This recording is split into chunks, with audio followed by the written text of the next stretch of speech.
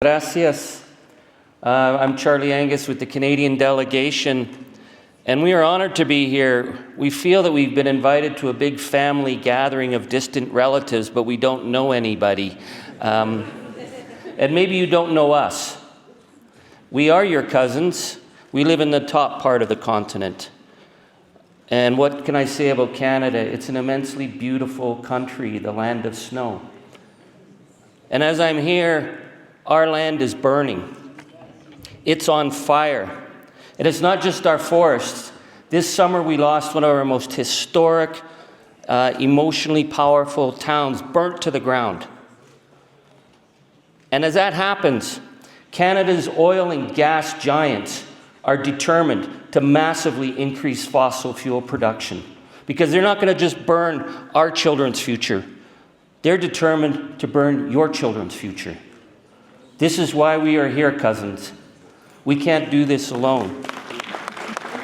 The other thing we could say about Canada, we describe ourselves as a land of tolerance and compromise and fairness.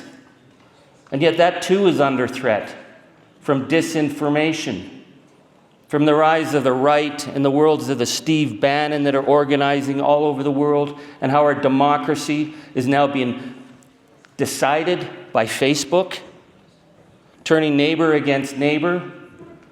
We know that if Canada's democracy can be undermined by that, then all democracies can be undermined. And we can't do this alone. So this is why we are here, cousins. We need to do this together. We also want to share what we've done in our parliament. And we established a national dental care program for the poor, for the seniors, and for the working class. We established national pharmacare that begins now with free diabetes medication and free contraception, and then will include all medication. We established legislation to ensure that workers and trade unions are at the table when decisions are being made about a clean energy future, so none of our regions are left behind. And the right wing want to stop that. Because if we can succeed in Canada showing that public investments in people work, then it can be done anywhere. And they don't want that to happen. I want to also say about Canada, there's a word we're coming to terms with. Perhaps you've had to come to terms with it too. We call it reconciliation.